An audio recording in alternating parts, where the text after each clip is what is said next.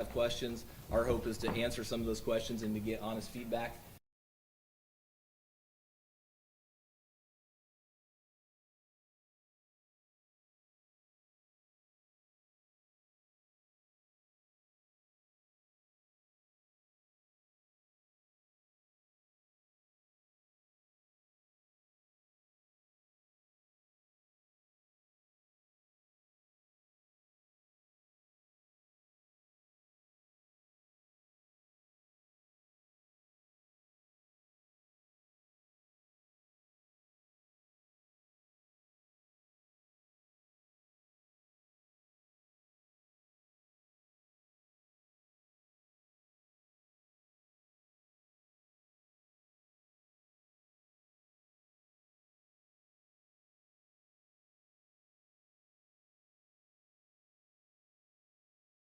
Chairman, I'm sorry, your first name? Jeffrey, Jeffrey, last name McClure, MC, capital CLURE. And could you spell your full name, sir? First name's Kent, K-E-N-T. Last name Volkmer, V as in Victor, O-L-K, M as in Mother, E-R.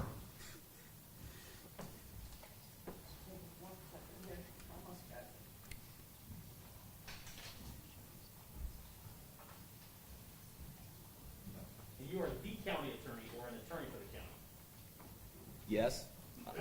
I'm the elected county attorney. County attorney, thank you, sir. Like the Ohio State, the county attorney. Yeah, yes to both. Yeah, I'm so sorry.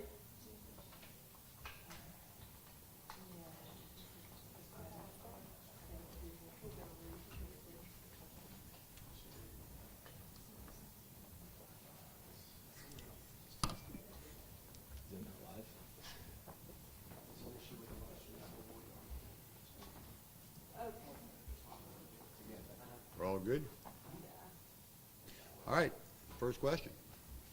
Do you know how this ballot shortage happened?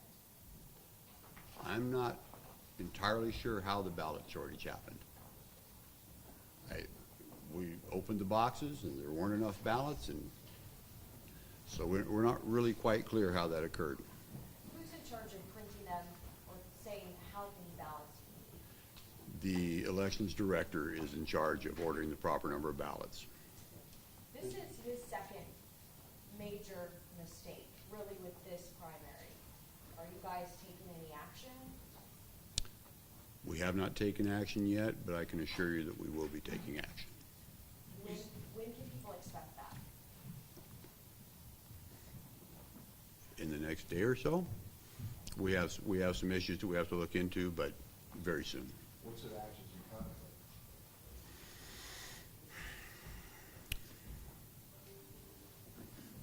Well, a major screw up like this, honestly, I would say, the removal of the director.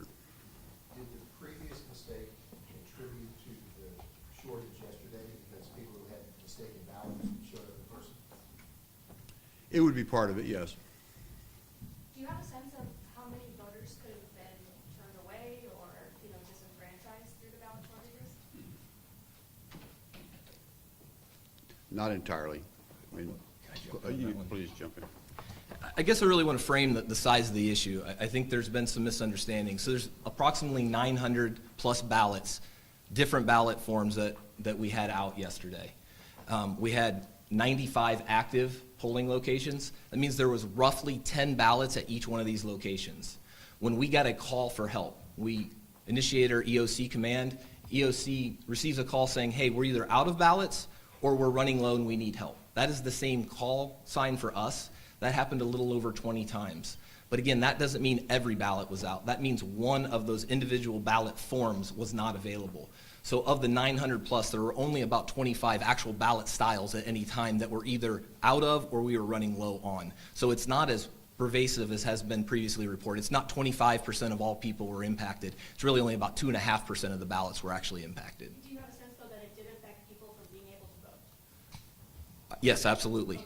People struggled. I know that we used our PENS message system to let the public know. I think we sent it out to 292,000 people in Pinal County. We have the ability to send it via text messages. So we sent it out. Yes, we do know. We had people calling us. The recorder's office received phone calls. So yes, there were people that said, hey, I can't do it. So what we did is we encouraged everybody to go back out. If you waited in line, and as long as you were there before 7 o'clock, you were given the opportunity to vote. In fact, one of our polls didn't close until about almost 8:30, I believe, before the last person actually cast their ballot, because they waited in line, we printed new ballots, we drove it to them, they had the opportunity. But there were those people that felt that they were disenfranchised. There were people that are saying that I didn't get a vote because I had to go somewhere else.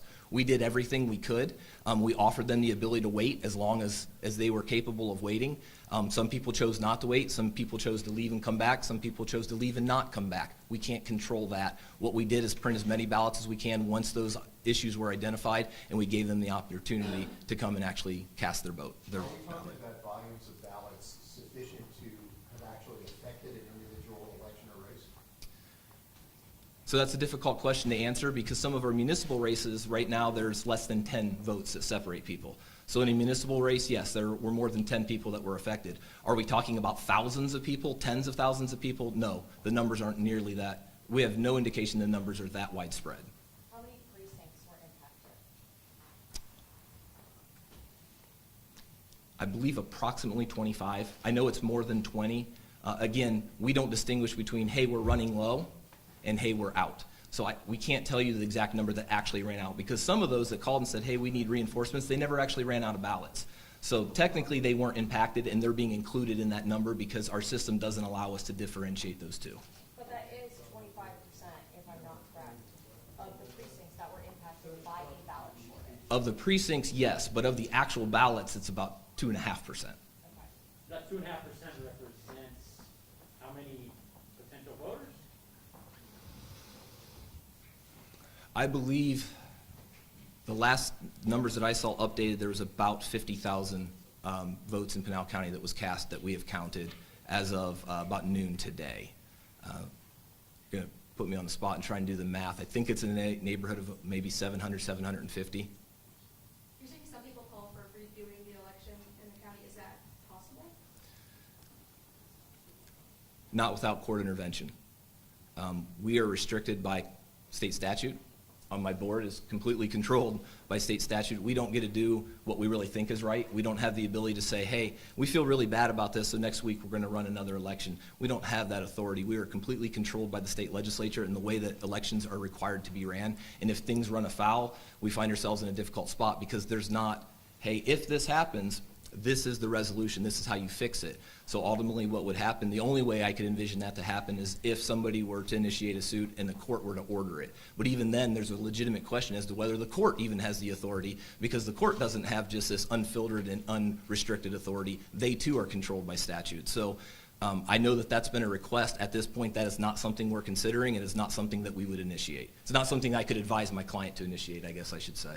And just so we're clear, so 700 to 750 voters impacted, meaning those voters were, gave you feedback that they didn't have a ballot yet. Some of them may have returned and voted, some of them may have not. Is that the definition when you say impacted? No, I don't think that that is completely accurate, what we're talking about. We were just saying how many people could that potentially have impacted. So that is roughly 2.5% of the people that voted is that number. It was only 2.5% of the ballots that were impacted, but we don't know the actual number behind those. So that 750 is purely a guess. That's just a reduction of numbers based on how many votes that we had, what percentage of ballots we know that were impacted. That's not a really hard number. It's nothing we can base our numbers on, because it could have been one person in a particular precinct, or it could have been no people that were impacted. Again, if you called and said, hey, I only have 5 ballots left, that goes into our EOC command as, hey, we need reinforcements. Those 5 ballots may have never actually been expended, so more ballots would have been brought, but they were never used. So the actual number of people impacted, we have no ability to really assess. It would be pure speculation for us to guess the number of people. We can only base it on feedback. Those that were called to public today, we did hear from some of our poll workers that were expressing frustration, but there's no way that we can tick off people and give you that exact number. So that 750 is really just a reduction. It doesn't represent any real number. We've heard from Mr. McClure. We've heard from Mr. McClure saying his opinion. What do you think actually happened, Ken? What are the reasons behind this double issue? Look, it's human error. The Secretary of State attempts to help all of the various election directors. And they give us some formulas to calculate and ideas that we should think about when we're calculating the number of ballots we need to order. Specifically, they tell you to look at past elections. They look at voter turnout. There are all of these numbers, but ultimately, and they tell you there are all of these additional factors, and it comes in their guidebook. And then you have to take it and you have to compile that information. You have to use some deduction, some reasoning, and then you have to make estimates based on what those numbers are. Quite frankly, we underestimated. That's what happened. There were more people that showed up than we thought were going to show up. There were more people that came and what we call spoiling their ballots, or came in and had an early ballot, and because of the confusion came and said, you know what, I don't want to use these ballots. Can I just get a regular ballot? Now, we don't know how many people did that, but we do have reports. We know that that was happening. That's not something that happens very often. It's not what we expected. Normally, spoiled ballots are, I spilled my coffee on my stupid ballot. Can you give me a new one? So we had those issues. We also had an unanticipated number of independents who came in and chose to vote as a Republican. So as an independent, you have the ability to say, I want a Republican ballot or I want a Democrat ballot. We had a disproportionate number say they wanted a Republican ballot because of how high priority it was. So what you had is you had this confluence. We also have had almost a 10% increase in our population in the last couple of years since our last election. So what happens, you have all of these things doing, all of them got put into essentially an algorithm, and we didn't order enough ballots. It's always a guess. And we didn't guess on the side of making sure we had plenty of ballots, and that's a mistake that the county made. You just said human error, but given the suspicions that are floating around out there about election suspicion, about election procedures, what do you say to folks who are going to see something more sinister in this? We're all human. But for the grace of God, there go I. We've all screwed up. There is nothing sinister. It wasn't as if we said, hey, this is only going to impact a Republican, or this is only going to impact a Democrat. This was widespread. It was equal opportunity. It was just simply a mistake. There's nothing I can do to ensure anybody other than we're here. We're answering questions. If this were malicious, first off, don't you think we'd have somebody here taking the fall? You know, you heard our chairman who's not said anything negative about our elections director. If we really thought that there was something nefarious, you don't think we would bring him and perp walk him out the middle of here? That's what would happen if we really think that there was something nefarious going on. Right now, we're working on our options. We are being as transparent as possible. There's been training errors. We're looking at how we can get this information to the public, and that's what we're committed to do, is showing everything. How do we get these numbers? Here's the formula we use. Here's how we're calculating these. We're looking at how do you get the training? What is the training you're providing? Our intention is to provide all of the information to the public. We're not hiding anything. We made a mistake. This county made a mistake. It was embarrassing to everybody here. It was embarrassing to me. It was embarrassing to the chairman, our entire board, and everybody in our county. Every elected official is embarrassed about what happened. We're committed to working together to make sure this doesn't happen again.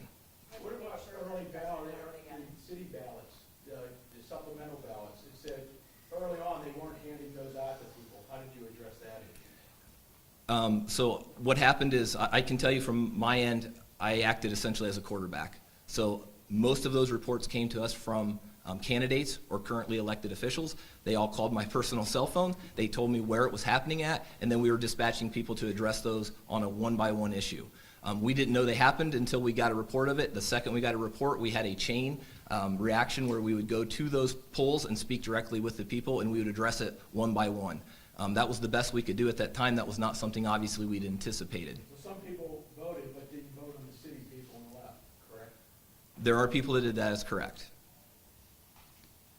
How do you make sure that this doesn't happen again and all of these different errors that we're talking about don't happen again? Hours of conversation. The chair said hours of conversation. I can tell you into the wee hours of the night, the county management team, all of the people have been sitting, we've been working directly with the recorder's office, our election director and the elections department, all of county management. What we're doing is we're bringing all the resources to bear. We're looking at bringing experts to come in and look at what we did. Now, what we can't do is take the time right now to do a full analysis of everything that went wrong, because we have an election we have to get ready for. We have ballots that we have to have prepared and ready to go out in about 30 days. But what we are doing is looking at bringing an expert in to say, hey, what went wrong? How can we fix this issue? So we are bringing everybody in. Unfortunately, I've been in this role for about 6 years now, and I've made a lot of contacts all across the state. We're leveraging every contact that I have for elections directors elsewhere and recorders elsewhere to bring everybody into the fold to make sure it doesn't happen, because it can't happen. It's happened once, it's happened twice, it cannot happen a third time. I know the chair and I are united in this, it will not happen a third time. How many short election workers are you in the department? Has that affected operations that we saw this week? I don't know that we're short right now. We have been short at times. I will tell you there's a small but mighty crew that busted their hump. You can watch the actual video of them working last night. I was quite impressed by their diligence. I was there till 3 in the morning watching them go through everything. We have a very good team. We're also bringing in other partners throughout the county, various other county employees that are working together. So I don't think it's a manpower issue.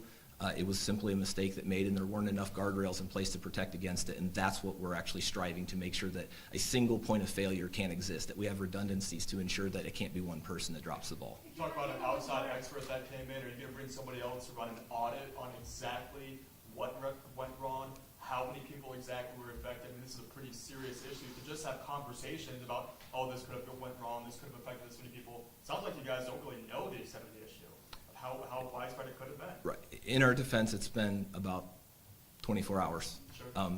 And an audit is obviously something we are considering. The board has that authority statutorily. I would consider it more of an investigation. Typically, I'm involved in the criminal world. Not that we're looking at criminal purposes, but yes, it is our anticipation to have an investigation. It is our intention to look at what happened, why it happened. We're working with the impacted municipalities to find out what their numbers are. We're doing the best we can to get our hands around the problem. We're talking individually with people. So we're doing what we can now. So there's a short-term fix, there's an interim, and then there's a long-term, and we're working at all three of those contemporaneously. So if you had people who had more experience in elections locally, do you think this would have been prevented? And then also, you know, if you do have to get rid of your elections director, how do you find another one to come in and try to resolve this? I'll give that one to you, my friend. Oh, that's my job. Oh, thank you. We're looking at restructuring the way we do our elections department. And and the conversations are not just conversations, they are, you know, truly like, what do we do? We cannot go backwards, just like, you know, whatever, Back to the Future. We've got to look forward and go from today and move forward. We like I say, we have ballots that have to come out in what, 2 months? Or no, We have 2 to send weeks, it, yeah, 2 in a weeks. month, yeah. And so we have to look forward to that. We have to figure out the problems that we just had quickly, and we have to move forward and be positive about it.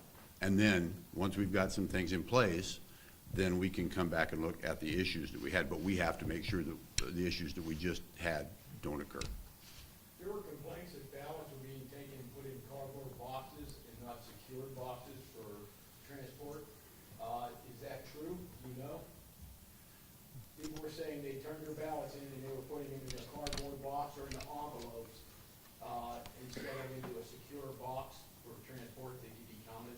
We did hear that and called the public today, and I'm not sure of the validity. I mean, I won't say that they're wrong, I don't know. That's the first we've heard of it. That's the first it's been, sorry, that's the first that issue, particular issue's been brought to our attention, so we've not had an opportunity to flesh that out. Again, we've been in this board meeting since that was first brought forward. And Ken spoke to the fact that it's his opinion there is nothing nefarious or intentional here. Can you, Jeffrey, as chair of the board, address the concerns that may be out there, that something was nefarious? I've not seen any evidence of a nefarious act. I have seen mistakes made on a grand scale. That's what I can say to that. Ken, are you expecting any legal challenges because of some of the races are pretty tight?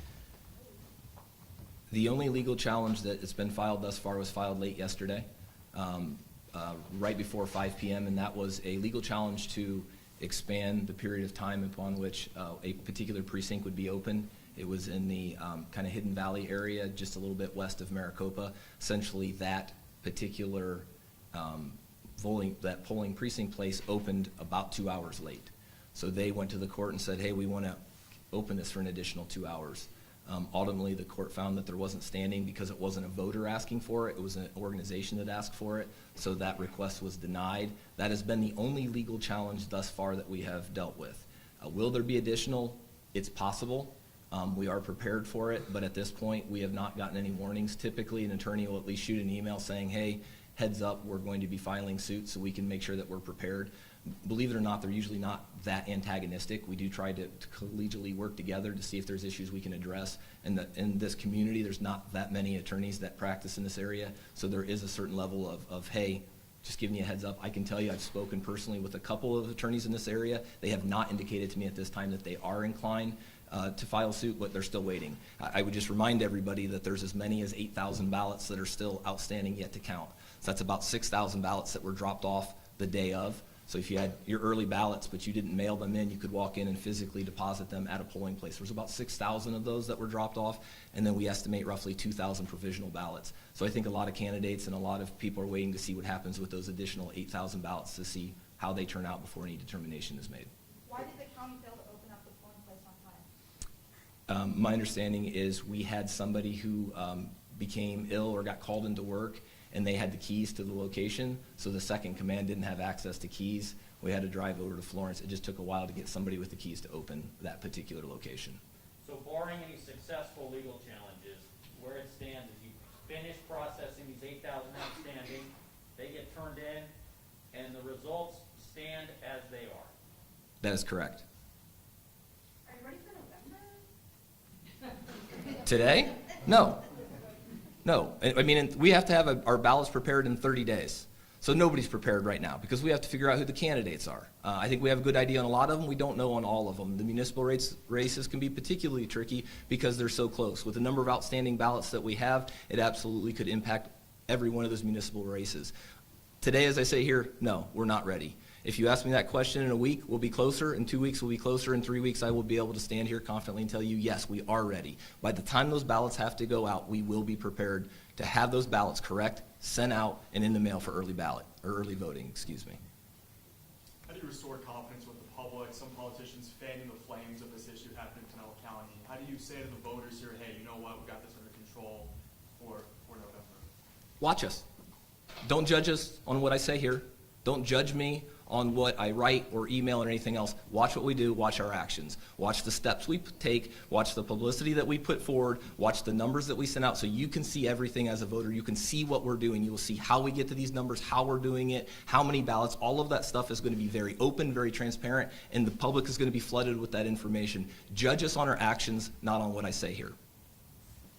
And on a serious note, also, there are some sinister election conspiracies out there for the last 2 years.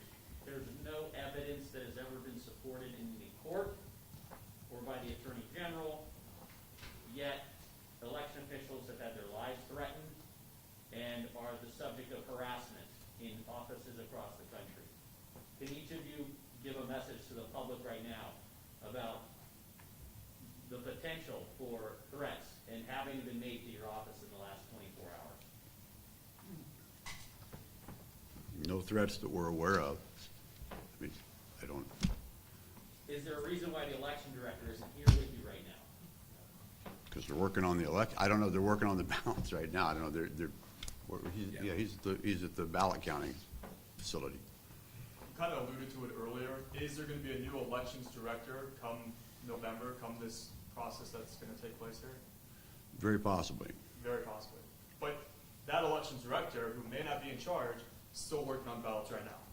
Today, yes. Do you see how that might be an issue? Yes, but we have lots of eyes there also. So, as you say, we're in conversation, but we're in conversation about how we redesign the process. And we have a lot of discussion. And he was out till 3:30 last night. I was on the phone till 1. And then back on at 7 this morning with him. Thank you. Look, I know we do have a couple of potentially impacted candidates. I will, if they have a question, we're willing to answer the question. I won't call them out particularly, but I've seen at least 3 or 4 here, so.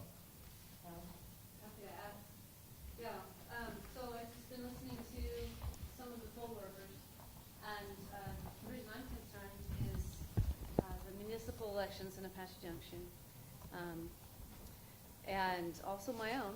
You know, I'm at peace with the outcome of my election, but my constituents came at 1 in the afternoon and were told there's no ballots. wait an hour. They called down, this is what they've told me, they'll be here in an hour.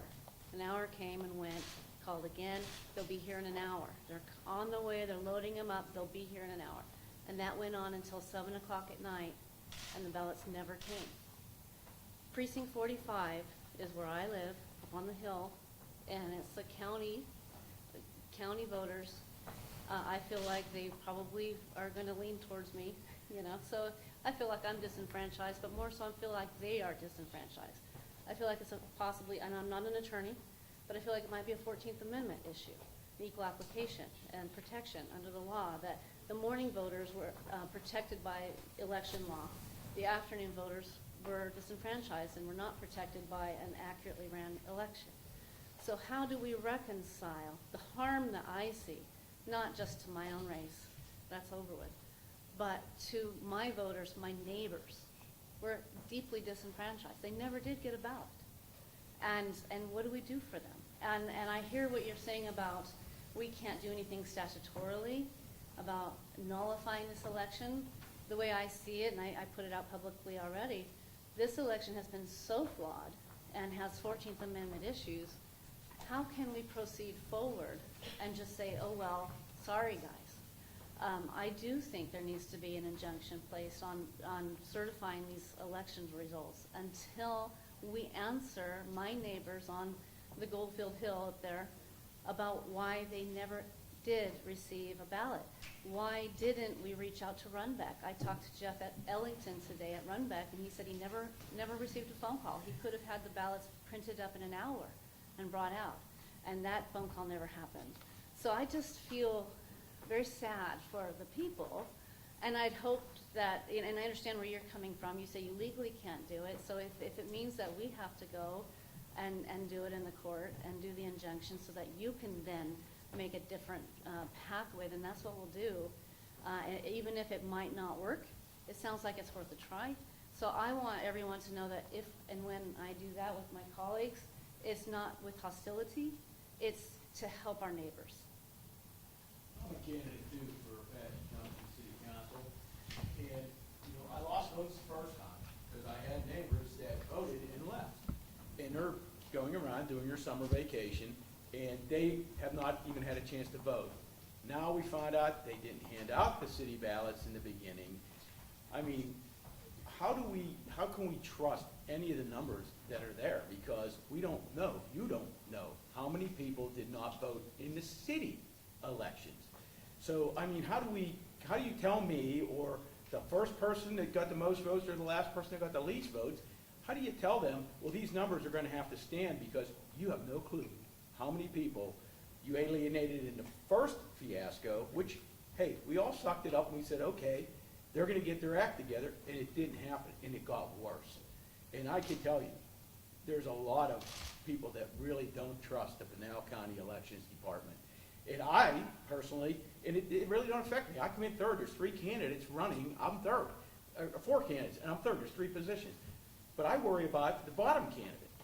How does he know that, he didn't have more numbers, or that people voted that didn't get counted? How do we correct that feeling of mistrust? That's what I would like to know, and I don't know the answer. I don't think there's a way that we can correct the way you feel. There's not. Same to you, Kelly. There's nothing I can do to make people feel better about what happened. We did the best that we could under the circumstances. I will, 2 very brief things in response, just so everybody's aware. One, if they were in line at 7 o'clock, even if there weren't ballots there, we printed ballots and did bring them. Again, that's why there were people at one unit until, I believe, almost 8:30, 8:37, I believe, because there weren't ballots at 7 o'clock. But they remained. We printed ballots off. They were physically driven to the location. They were given the opportunity to vote. Secondly, I think it is important, so the candidates are aware, I need to be clear, I'm not giving legal advice, but my board does not canvass or certify the municipal elections. We're a vendor in this. It's actually the city councils that independently certify or canvass those elections. So if you're looking for my board to canvass the city of AJ's election, we wouldn't do that. It would actually be the sitting AJ, Apache Junction City Council, that would canvass the election for the city of Apache Junction, just so everybody is aware of that. Tell them about the Did you printing. guys contact Runbeck to try to get more ballots? Yeah, my understanding is Runback was in fact contacted, absolutely. But because we were asking for such small portions, it was not viable. Because again, there were 26 different ballots that we needed 10, 15, 20 various ballots of, and it was not viable. That was one of the first things that we asked when we first learned about it. Very early in the morning, there were a couple ballots that ran out, and that was a call that we made. I can't say that we spoke directly to the person that Ms. Townsend referred to. I don't know that person, but yes, I personally inquired into our team, hey, did anybody reach out? And I was told in the affirmative, absolutely, we called. It's not viable because we're not asking bulk. And we were printing our own. Mr. Boltman, for some of the people who were disenfranchised, that would show up at a poll at 1 o'clock and were told to come back in an hour, and they came back in an hour, and they said, well, go away, and they come back another hour. And it happened 3 times at some of the precincts out there, and that. And then I heard from some of my constituents, the fact is that when they were in line, they hit a deadline where they couldn't be. And some people didn't even bother going in because people were coming out. I was at a poll 66 in Gold Canyon. People were coming out saying, hey, I have any ballots, and other people said, I'm not even going in. So we don't know how many people were disenfranchised. And the reality of it is that what I question is when we went through the fiasco in Pinal County 2.5 weeks ago, and then we saw when we had mailed out all of the early ballots and a very minor, a lower level were being returned a lot slower, common sense would indicate that if the early ballots aren't coming back, we're going to have a lot of people showing up at the polls. Why the hell was the county not prepared for people showing up at the polls? And then to that, what do we say to our constituents who were disenfranchised? After what happened in 2020, you would think that this year we would have wanted to be on top, and unfortunately it's Pinal County that has got egg on their face, not once, not twice, but thrice, and now we're looking at a general election, and there has to be a change in the administration, or not the administration, but in the people running the elections. That's right. There has to be a chance, and a different person brought in that can oversee it. I'm still wondering why the Board of Supervisors separated the elections department from the recorder's office, and we've never had these problems under Virginia Ross in the past. When we did the separation, we bring in someone in from an out-of-state, has no idea what's going on. The competency of the people that we had on staff are doing were dismissed or left and now we're sitting here wondering what's going to happen in November. We don't have, the average voter doesn't have faith. And this is like a mini 2020 national election which is being rubbed in, and it's sore. What are we supposed to say? Now, I understand that we can't have another election, and quite frankly, my election would have been the only one that might have had a change countywide, where I lost my re-election by a 600 vote, possibly because countywide those people were not able to cast their vote. I don't know. I can accept that. I'm a big boy. But what I can't accept is that when last night and again this morning, as early as 5:30, I'm getting phone calls saying, who the hell do we trust if we can't trust you guys? And what's going to happen in November?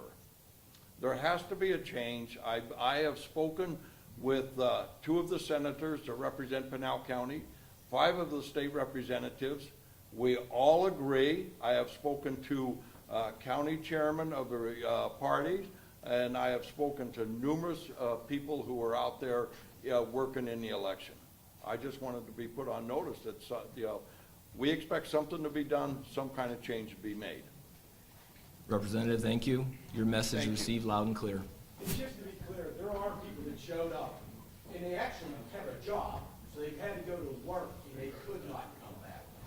So there are a lot of issues. You can't just say, well, they had a chance to come back and we kept the poll open till 8. If you show up to vote and you're going in on a swing shift and you can't get out of work because you've already were there and you can't come back, I mean, there's a lot of issues. Please look into this and never let this happen again. This is the second strike this year. If it happens again, everybody should be fired. Just saying. It's third time can't be a charm. Let's do it right. I understand. We are looking into it. I understand. I think that, and looking for change. right, but we did look into it the first time, and it got worse, so, okay. Understand, I but, think we're looking into but it. we are looking into it, and there will be change. Thank you.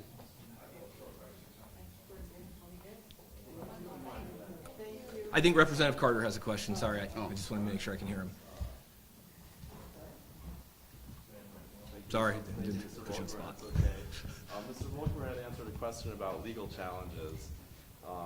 Yesterday I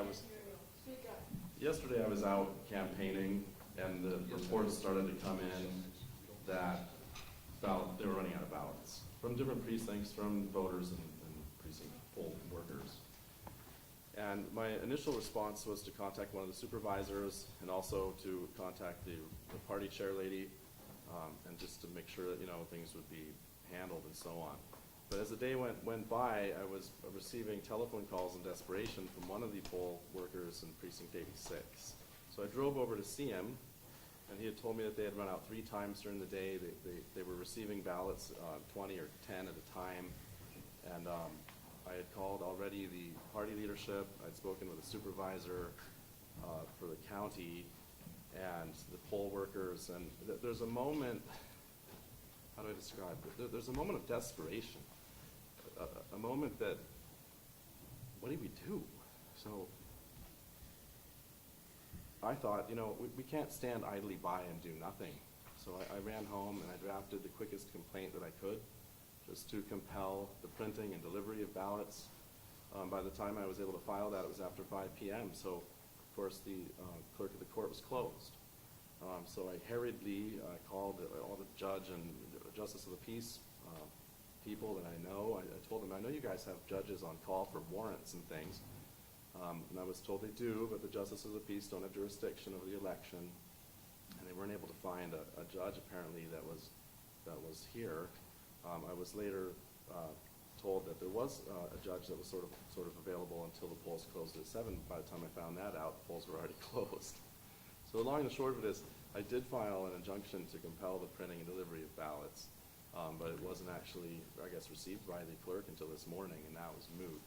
You may be learning about that later, because it's sort of a pending filing that's out there, but I mean, at this point, the injunction for delivering ballots to polls that are closed for 2 days is pointless. But it's just, I guess in the end, I think that people expect us, as their elected leaders, not to stand idly by and to do something, whatever we can. So I applaud your efforts to correct the situation, and the supervisors too, and I look forward to working with whatever the solution is. Thank you, Mr. Volkmer. Representative, I will say that's the first I heard. Even today, I hadn't been made aware of that. I guess there is one thing we didn't say. What we were doing is we were able to use 2 machines to print ballots. So we were able to print ballots, but quite frankly, our machines were antiquated. Because of the complexity of the ballot, we were able to print essentially 1 ballot every 3 minutes per machine. We only had 2 machines, meaning we were only able to print approximately 40 ballots per hour. We also converted, it is called a express voting device, which is typically reserved for ADA accommodations. So you push on it and it actually prints off a slightly different ballot. The board did authorize, and county management authorized, those specific express voting devices to be authorized to accept votes at every precinct where there was one located, and we believe every precinct or almost every precinct had one. So we were doing everything we could at the time to print off ballots as rapidly as we could, to transmit them as rapidly as we could, and also using those express voting devices. I can tell you that one of the things we're looking at is making sure that we have more printers, more capable printers. Again, we don't think this is going to happen. We're going to order more ballots than you could ever imagine.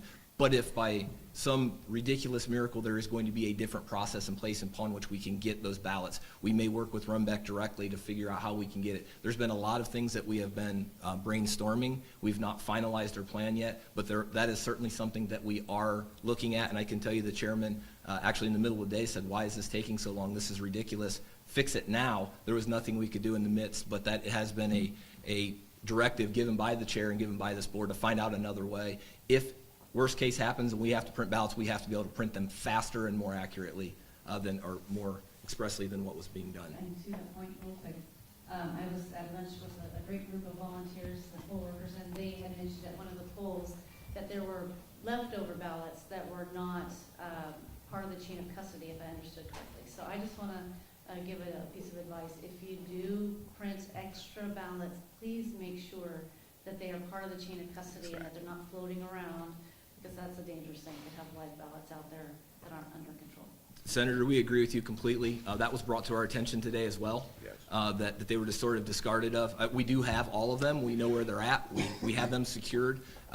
But we will have a better process to make sure those excess ballots are immediately secured and aren't floating, for lack of a better term. How many ballot styles again did you say were impacted? Impacted, Like, that you didn't have enough of? 25-ish 25? of the 900 plus styles. Like 939. 930, yeah. Do you know how many ballots you should have ordered? How many ballots you were short? Sitting here right in front of you right now, no, we don't. We have an estimate because we can look at some of the ballots that we had to print out. We can look at some of the provisionals that were issued, so we can get an estimate to see where that number's at. But right now, we don't have those numbers because we're still counting. Chairman, any final words? Just that we are looking into it, and we will